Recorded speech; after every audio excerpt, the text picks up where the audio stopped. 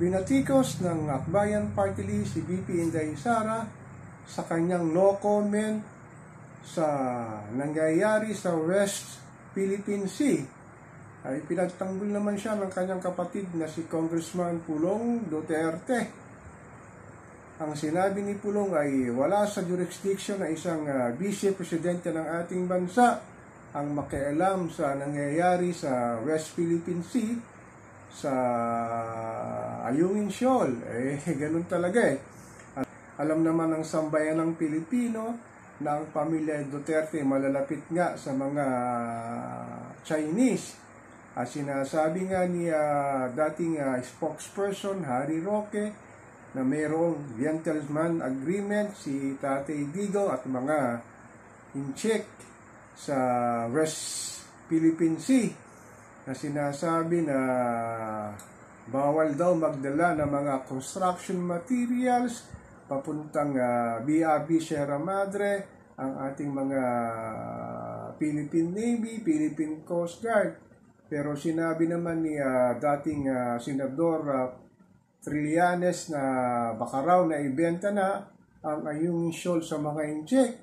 Ngunit ang sabi naman ni Harry Roque, si dating Senador Trillanes daw nagbenta ng Ayungin Shoal sa basbas ni dating Presidente Noynoy Aquino III. Ano ba ang tunay na nangyayari ngayon sa Ayungin Shoal na sinasabi ng mga netizen na maaring sumiklab nga ang itlong digmaan laban sa Pilipinas at ang mga incheck nga.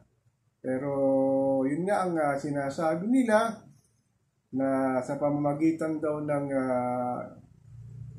Amerika kasama ang Taiwan nga, lalabanan nga ang China.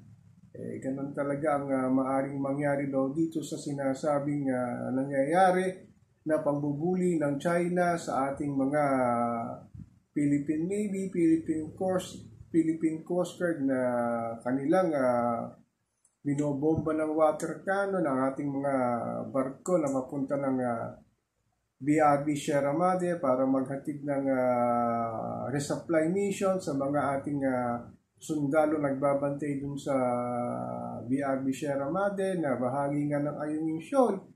Ang sabi nga ng Akbayan Party List, bakit hindi nagbibigay ng komento si VP Sara? Dahil nga ang sabi ng netizen, mga political analyst, less talk, less mistake. Alam naman natin ang tatay niya ay sanggang dikit ni Xi Jinping, ang presidente ng China. Kaya ayaw niya magbigay ng anumang komento na maaring magkamali siya nang sasabihin at mag-backfire pa sa kanilang pamilya.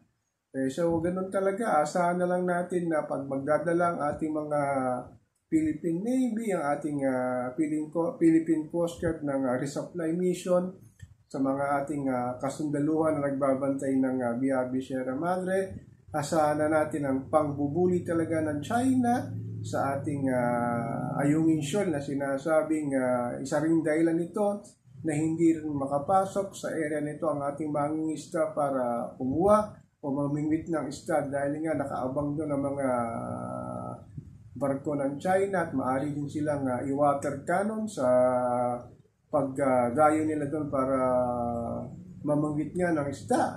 Ganun talaga siguro ang sitwasyon ngayon. Sabi nga ni Tatay Digong, isang pagkakamali lang daw natin ay talagang mapupurbok ang China na simula ng sinasabing ikatlong digmaan pandaigdig na sinasabing ipoprotektan daw tayo ni Uncle Sam dahil mayroon silang base militar sa Batanes. Pero ang sabi naman ng netizen, huwag sanang matuloy ito dahil kawawa ang mga maliliit nating sambayan ng Pilipino sa hirap ng buhay ngayon. Hindi nga nalaalam kung saan kukuha ng pangkain sa 3 beses ang araw, tapos magsisiklab pa ang ikatlong digmaan na ang mga politikong nagpupurubok niya na lumaban tayo sa China ay maaring magsilabasan ng Pilipinas kasama ang kanilang pamilya. Pero ang ordinaryong si Juan de la Cruz ay maiiwan sa ating bayan, paharapin nga ang magiging implikasyon ng giyera na maari daw sumiklab anumang oras magmula ngayon pag hindi natin hininto ang ating mga ginagawa rin sa ammunition na sinasabing teritoryo ng China. So ako po si Papa Ken, patuloy po ako magmamatyak sa kaganapan ito kung ano ang mangyayari sa pinaglalabanan ng ating bansa at China, ang West Philippine Sea.